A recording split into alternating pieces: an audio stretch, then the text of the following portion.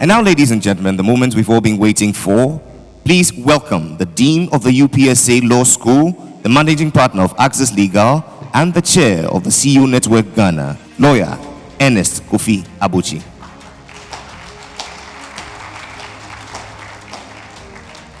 Vice President, Captains of Industry, Ministers of States, and members of the Diplomatic Corps. The Vice President is a friend of this summit, who has, as indicated earlier, always responded positively when invited.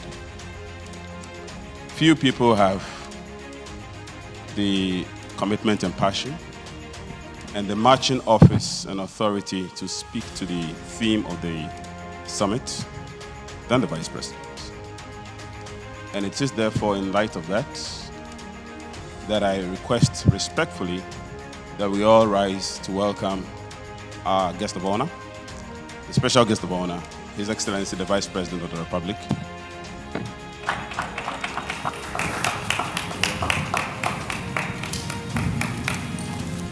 Ministers of State, Members of Parliament, Members of the Diplomatic Corps, Deputy Governor of the Bank of Ghana, CEOs and Captains of Industry, distinguished invited guests, ladies and gentlemen, let me begin by expressing my profound gratitude to the Chief Executives Network Ghana Limited for organizing this 5th CEO Summit in partnership with Deloitte, the GIPC, and the State Interest and Governance Authority, SIGA. I wish to also thank the organizers for extending an invitation to me to deliver the keynote speech on the theme, Digital Transformation, Powering Business and Government Reset for a Post-Pandemic Economic Resilience, a private sector dialogue. Indeed, the organizers could not have chosen a more suitable theme for this summit for this year 2021. Putting the spotlight on how digital transformation can unlock Ghana's economic potential in the midst of the COVID-19 pandemic is a worthy conversation to have now.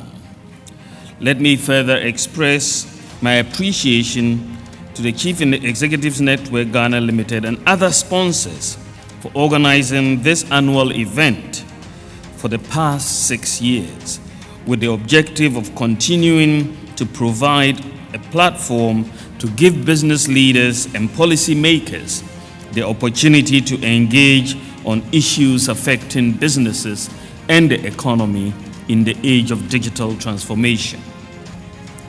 Ladies and gentlemen, building a resilient economy has been the focus of Nana Addo Dankwa Akufo-Addo's government since January 2017, when we first came into office. When we came into office, we immediately set ourselves to work. In the area of technology, I invited a number of companies, including fintechs and startups to join me to Silicon Valley.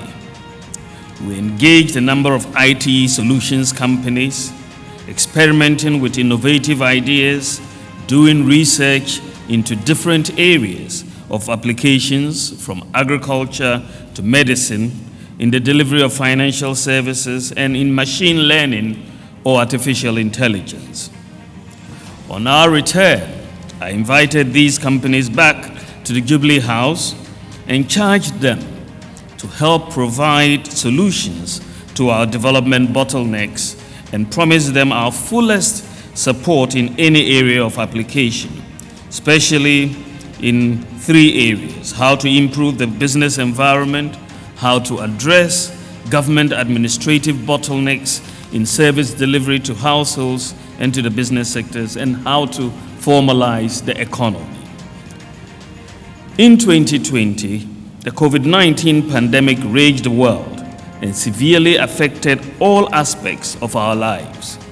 The pandemic undoubtedly affected businesses and economies globally, leading to immeasurable losses in various sectors. Key drivers of economic growth suffered. Business slowdown and disruptions in global supply chains and trade threatened financial markets and the financial system as a whole. The reverse multiplier effects and the imperatives to save lives put public finances at risk. Many governments prioritized lives over the economy.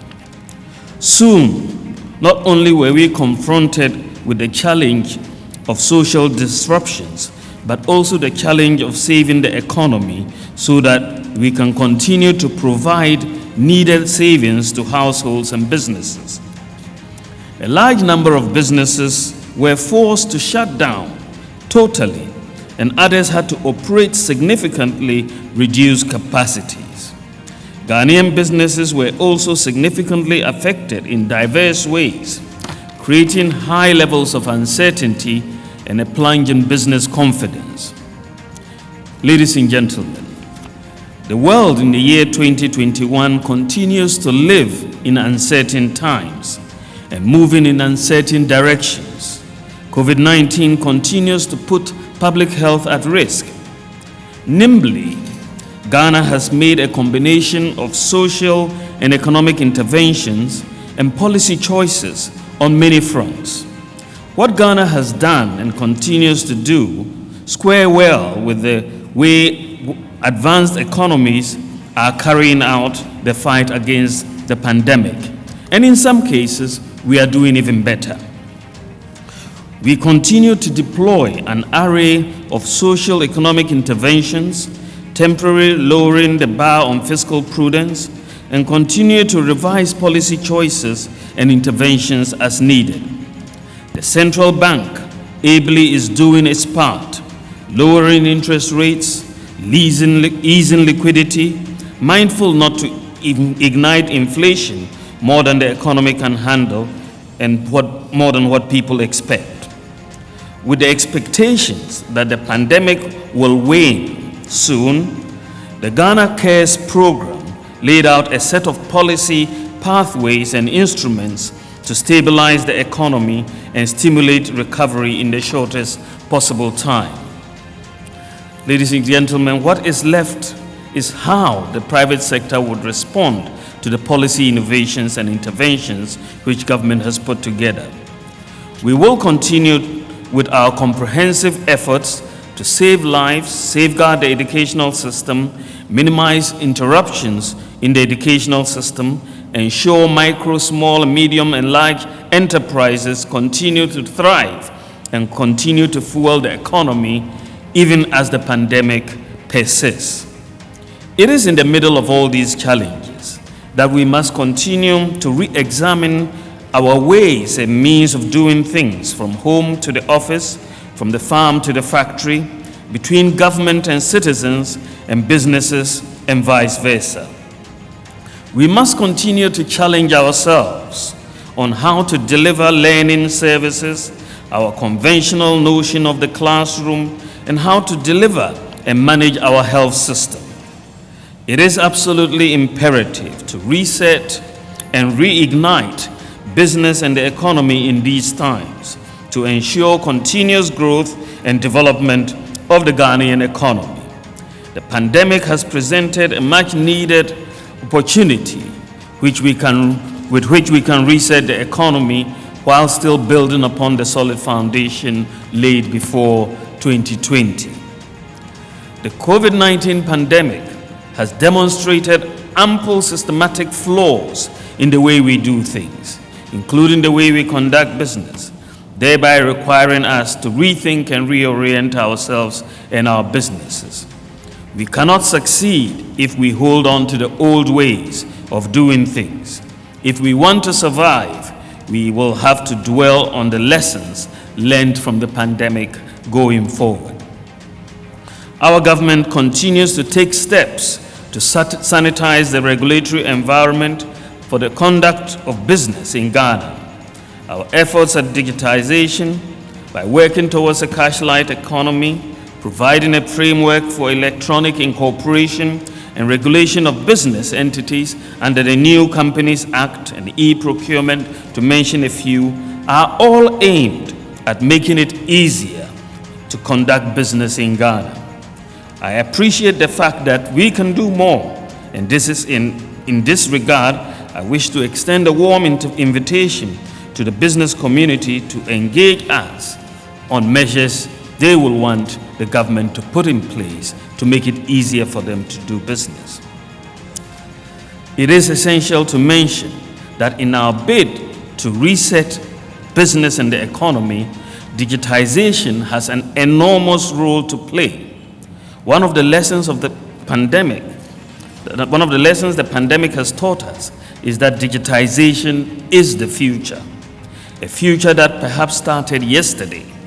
Businesses will by necessity have to integrate appropriate digital technologies in their operations and service delivery in order to increase productivity and output.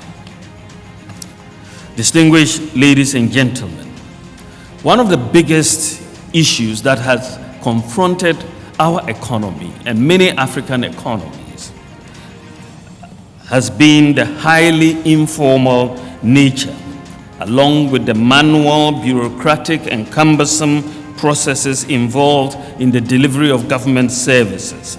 All of that increases the cost of doing business. We had a situation where over 90% of the population had no unique identity. There was no working address system. Over 70% of the eligible population had no bank accounts. Most transactions were cash-based, and less than 10% of the population had tax identification numbers. Clearing goods at the port was a nightmare. Obtaining driver's licenses, passports, or renewing your NHIS card were very problematic. Purchasing electricity units for your meter was a problem.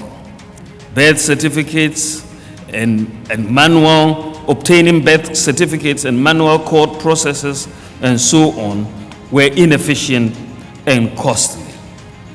And so this situation resulted in a difficulty in solving crimes, in higher interest rates at banks, delays in obtaining government services, lower government revenue, and so on. While this set of facts has long been recognized, no government has taken a systematic and concerted effort to address it. We just, over the years, lived with the problem rather than try to solve it. At the time after I left the Bank of Ghana in 2009, beginning of 2009, of course, having just lost an election, I left the Bank of Ghana and then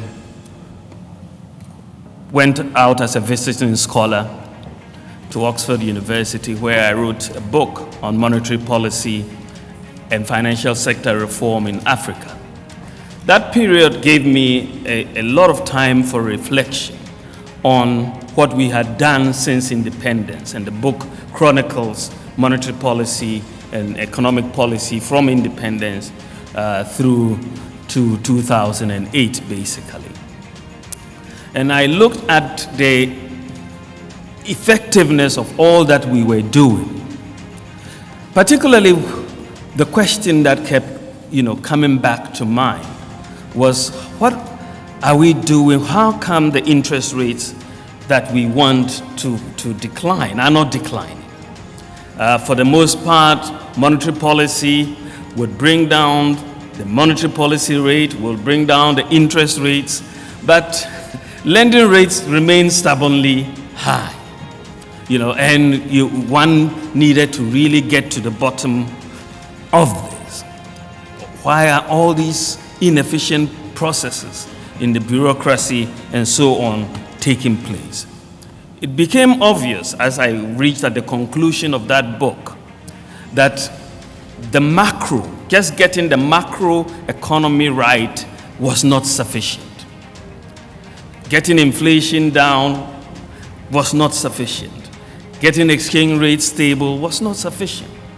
There were certain micro foundations or systems that need to be in place for our economy to be able to deliver the low interest rates that will drive business and economic activity. But for the longest time, as we interacted with the IMF, the World Bank, and so on, you realize that nobody is going to come and tell you that these micro foundations, you have to put them in place. Nobody would tell you that if you don't put in a digital address system, we will not give you a loan. Or if you don't have a national ID, we'll make it a condition. So there were all these things which I refer to as the unwritten rules of the game. Because if you are in a game, you must understand the rules. If you don't understand the rules and you are playing, you will keep losing the game. But some of these rules are not written in our economic textbooks. They are unwritten rules, but you know that if you are an economy and you don't have a working address system, you are not going to go very far. If you cannot uniquely identify the population in your country, you are not going to go very far as an economy. You can have exchange rate stability and lower fiscal deficits and so on, but you are going to be just operating in a low-level equilibrium. You will not move up to a higher level. And moving up to the higher level is what we want to do. Now, if you look at the trajectory, therefore, that we decided to take, the government of Nana Addo Dankwa Akufo-Addo made the strategic decision to address these chronic problems by digitizing the Ghanaian economy and government services. The overarching objective of this digital drive is to formalize the economy, increase government revenue, fight corruption, and ultimately provide public services to citizens more efficiently and more conveniently. Digitization essentially removes the human interface. And if you look at the problems we had, whether it's at the passport office or the driver's license office or the ports or the births and deaths registry or the Ghana GRA Revenue Authority, all these interfaces, all the problems we were having in these different areas was because of the human interface. And as they say, nipa ye bad. The human interface, you will encounter corruption immediately because the systems were very bureaucratic and manual. And so we decided to digitize. And so we needed to put certain pillars in place. Issue national ID cards to all Ghanaians, implement a functional address system, provide de facto bank accounts to the bankable, those people who are eligible for bank accounts, implement mobile money interoperability, digitize the provision of government services, and so on. I'm very happy to note that we've made tremendous progress on all these fronts, and Ghana is clearly on its way to become one of the most digitized economies in Africa within the next 2 years.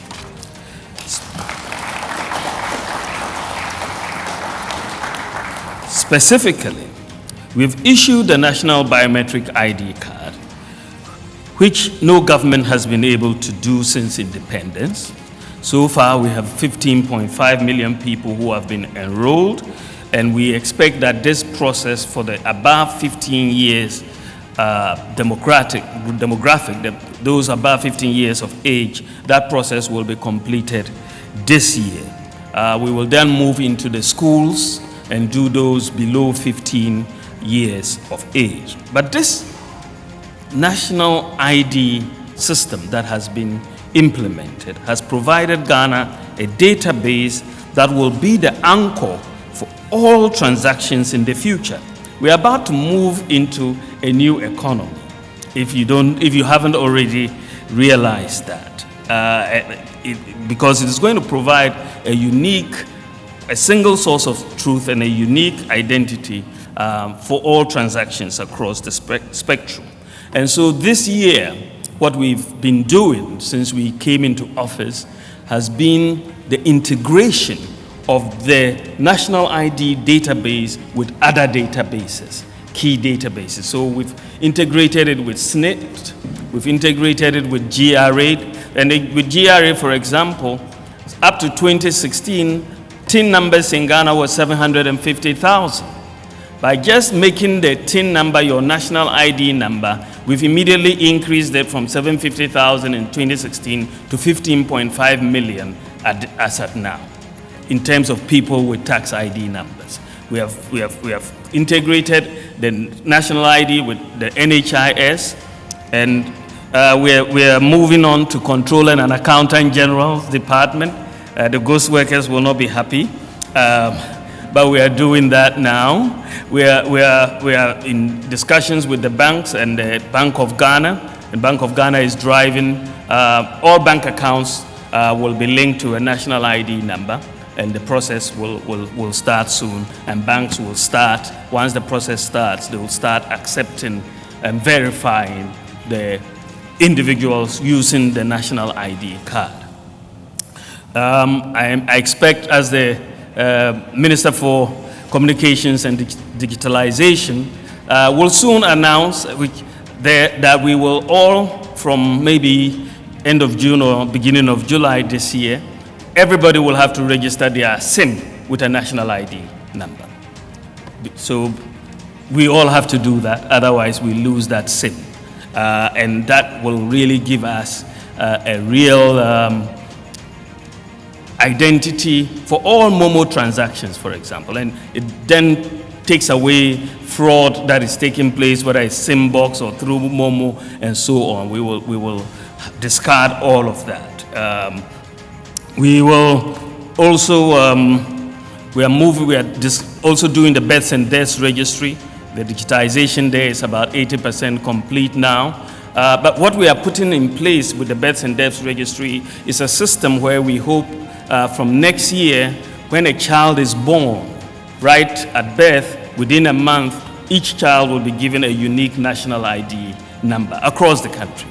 And that will help us maintain that database right from birth all the way to death. So it's really a different country that we are trying to move into. I know that it was a challenge. What we have done in Ghana was a challenge. When we met with the NIA and the Margins Group, initially they had wanted to issue very, very delayed cards because it was, but we said that given the nature of our people, you should do instant issuance of these cards, because a lot of the times if people have cards, they may not return for them. And we should try to do instant issuance. But they pointed us out that no country in the world had done instant issuance of national ID cards before. So we said, well, we will be the first. And we were the first. So thank you very much for making that happen. We've implemented a digital address system capturing every square inch of land or water in Ghana. In the process of implementing the digital address system, we have provided unique addresses for 7.5 million properties in Ghana. We have identified 7.5 million, including huts in all the villages, 7.5 million properties, and we are providing digital addresses and street addresses to all those houses and properties. The Land Use and Spatial Planning Authority has provided street names and house numbers for every unnamed street, and we are affixing address plates for every property, and we will continue to do that. There are 7.5 million. The first phase will deal with 4 million properties, and the next phase will deal with 3.5 million properties. We've already begun discussions, and they are going very well with Google, and if all goes well, they will incorporate Ghana's property address system into Google Maps, and we will move from there. This is the first time since independence that Ghana will have a complete property address system. And for businesses, nobody really needs to tell you the implications, the impact of having a unique property addressing system in the country. You just think about it, whether it's America or the UK or Germany, if today the address systems disappear, just the address systems, those economies will collapse, just like that. They cannot function without address systems. And so the opportunity cost of not having these address systems for e-commerce and so on is just huge. Delivery of services and so on is huge. And we are really very, very, very happy that Ghana has been able to do this. Of course, there's the groundbreaking mobile money interoperability, which has also been implemented.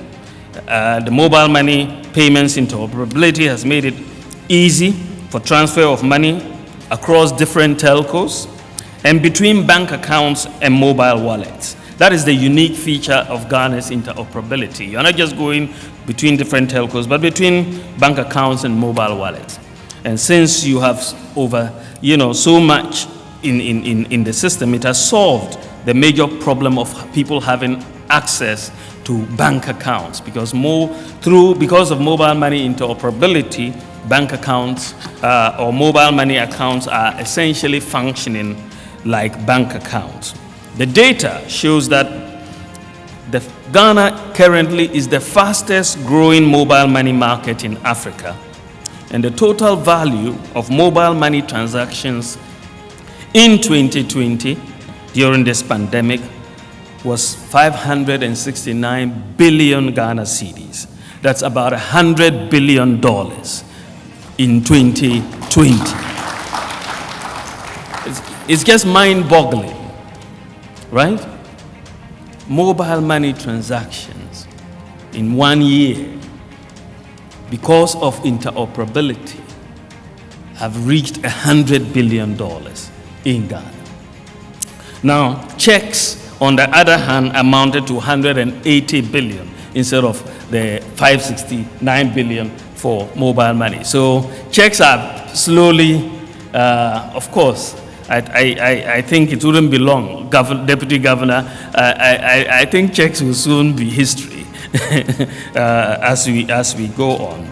But when you think about it, we invested $4.5 million to set up mobile money interoperability.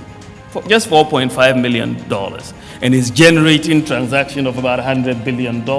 So you see the impact of that and why this soft infrastructure can have far-reaching economic implications.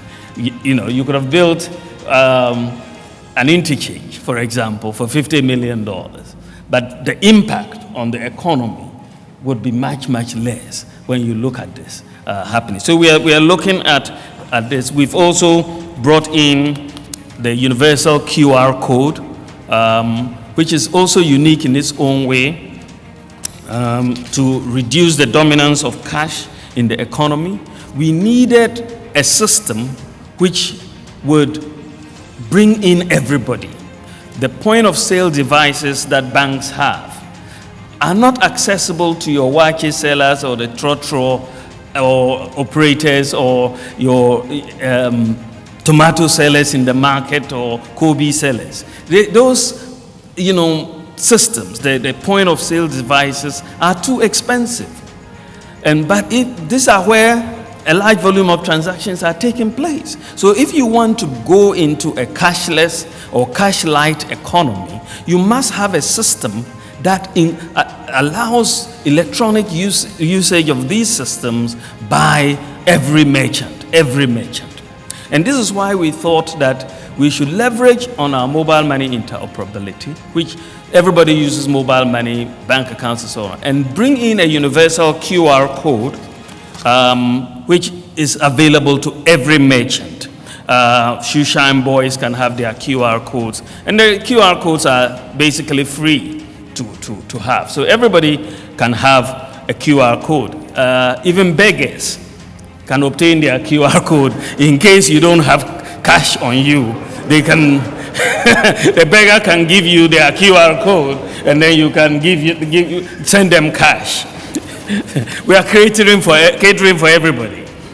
Nobody will be left behind. Even the YAM phones can be very, you can use a USSD code for the arm phone, so it doesn't have to be a smartphone. But we're about to really roll this out in a big way, and it will really reduce a lot of cash transactions. And for a lot of businesses, keeping cash is a big risk with armed robberies, even traders traveling with cash. But with a QR code, universal QR code, anybody with a mobile money account or a bank account can use it, and the fintechs are doing their own QRs and so on. We are encouraging that we move in this direction for people to get used to it, and for cash to be reduced in our. But then you will have a lot more efficiency in the system. So today, the outcomes from our digitization drive are paying off. These initiatives are aimed at digitizing all sectors of the Ghanaian economy to ensure efficiency and ultimately achieve digital transformation. For businesses, a digital economy translates into a conducive environment for conducting businesses and for increasing profits. This year, we are going to be big in the land registry. This has been one area where we need to really complete the digitization process of the land registry, because land is really a major bottleneck in terms of business development, and so much capital is locked up. You don't know who owns it. Transferring it becomes a problem. And so we need transparency, and so we are doing that. Digitization of the hospitals is taking place, the senior high schools. There's a whole gamut. At least 90% of the senior high schools now are supposed to be covered. I hope they are all covered. And I think they are by free Wi-Fi now. And we are going to continue to doing that. To all chief executives and business leaders gathered here today, I encourage you all to diligently enhance your operations with innovative digital technology and to drive business evolution and for survival. Also, notions of sustainability and long-term value maximization must be at the core of the governance and operations of businesses. Businesses need to recognize and appreciate the contribution of social and environmental factors and interactions on their operations and output. To adequately prepare for the unpredictable occurrences such as COVID-19, we should focus on building sustainable businesses and an economy that will remain resilient even in the face of the crisis. The pandemic has taught us that businesses are intimately connected with society, and such intimate connection will require businesses to be responsive to the needs of all stakeholders.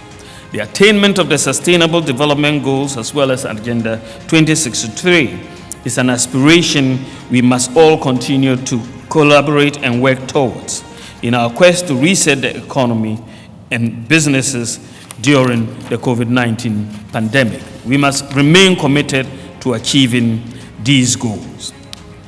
I will take this opportunity to charge all decision makers of businesses gathered here today to take advantage of this summit to forge key partnerships that will constitute a formidable force in our bid to reset businesses and the economy. The fight is against a common enemy and not against each other.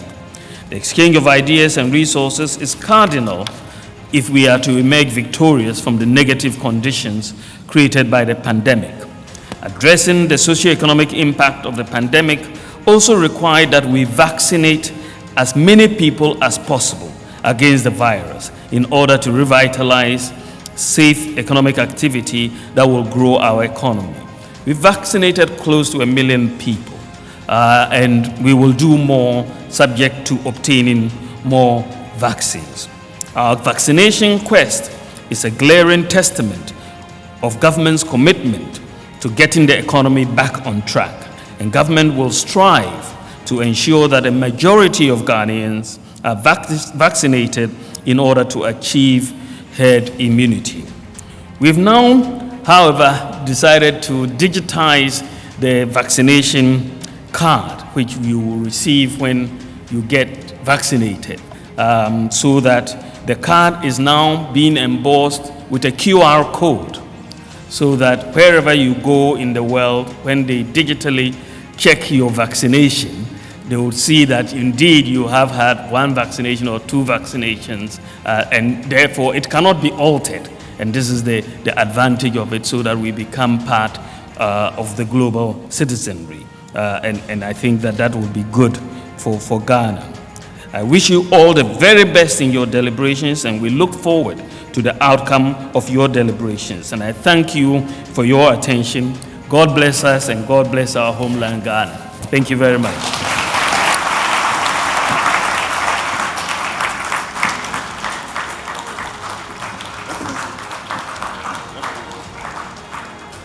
And in time-held tradition of this house, we shall invite you, the Vice President, for a brief moment of interactions with our moderator. Ladies and gentlemen, please be seated. So this segment is a short one, but it's an opportunity for us to have an intimate conversation in light of the things that you raised. So let's just get to it very quickly. You touched on a number of things, and indeed, before the pandemic hit, everybody knew you were a crusader for the digital economy. And for some years, I'm sure it sounded a bit much of a luxurious conversation. The digital is out there. Then the pandemic hit, and the reality came home. We all know today that the digital space is no more an alternative. It is a necessity.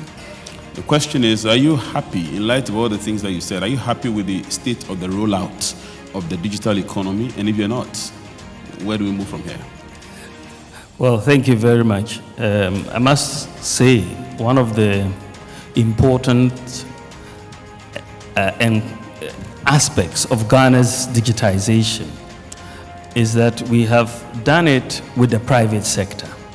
If you look at everything that we have done, National ID, an indigenous Ghanaian firm leading the process, margins, Digital Address, another indigenous Ghanaian firm, the Bank of Ghana through GIPS is driving interoperability. So it has been a very collaborative effort that we have had between government and the private sector. Hospital digitalization, all of that is going on through the private sector. And so we have, if you look at what we have done, getting back to your question, I think we set targets for what we wanted to do. And so far, I think I'm reasonably happy. I am a hard taskmaster when it comes to some of these deliverables. But if you look at what Ghana has done just in a space of 4 years, it has been quite remarkable what Ghana has been able to do, what we as a country, the private sector, the public sector, what we have collaboratively been able to do in just 4 years. It's remarkable. We've played with this national ID card for so long. It was never happening. We now have it. A digital address is now a reality. Mobile money interoperability, we've done it for very low cost. The port system, we've digitized the processes, as you saw with the MPS presentation. The hospitals are being digitized. We are moving on to schools. So I want to, of course, see a faster digitization process, and this is what we've been pushing for. But in terms of what we've been able to achieve so far, I think Ghana can be proud of itself. We are the pace setters here in Africa. We are. As you drive from the city to the countryside, I think the digital divide becomes clear. And the cities, Accra in particular, probably okay. But as you go to the countryside, for businesses that are spread across the country, in other words, businesses which have branches in the villages and in the countryside, this digital divide may become deeper if they depend on the internet and the ICT space. Again, ICT companies have been criticized for not investing enough in infrastructure. So is there a plan, probably underway, to incentivize these companies to invest in infrastructure to ensure that coverage is absolute? Yes, Prof. I think that the point is very well made. If you look at it, there's a clear digital divide in that sense between the rural areas and the more remote parts of our country and the urban areas. And so we need to improve our investment in infrastructure. And if you look at the work that the Ministry of Communications and Digitalization is trying to do, this is a clear objective of the ministry to bridge that digital divide.